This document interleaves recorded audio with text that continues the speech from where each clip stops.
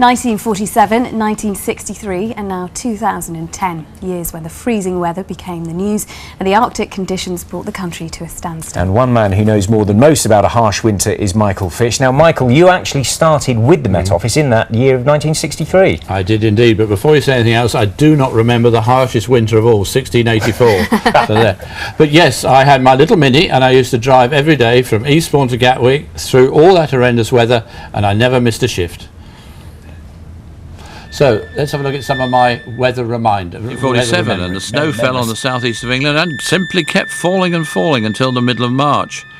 No, this isn't the Arctic, it's the sea off Whitstable, 60 years ago. Life ground to a frozen halt. Well, almost. These scouts dressed in the uniform of the day certainly made the most of the conditions.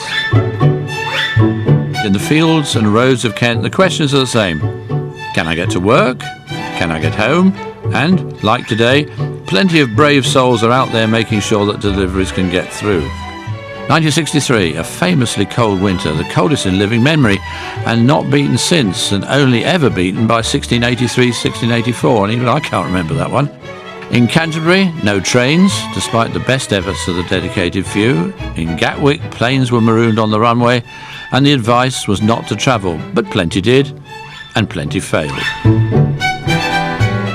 In the winter, our cold weather comes from mostly two different directions, either from the east or from the north. Now, if it comes from the east, those cold winds from Siberia come whistling across the continent, over the Strait of Dover and into Kent. Very short sea track, not able to pick up much warmth.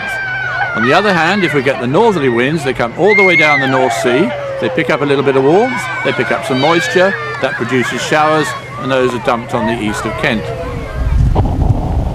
1971, whilst the rest of the country escaped serious snow, Sussex had plenty.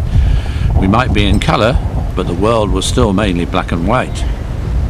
1987, into the 80s, and the village of Tatsfield on the Kent-Surrey border was completely cut off. Near Maidstone, the army weighed in, ferrying supplies and people. In East Kent, 20-foot snowdrifts closed rail lines until a Scottish snowblower arrived from over the border. The landscape we know so well, rendered unfamiliar, unreal and inhospitable. With more snow forecast, 2009 could become one of the winters we'll all be talking about for years to come.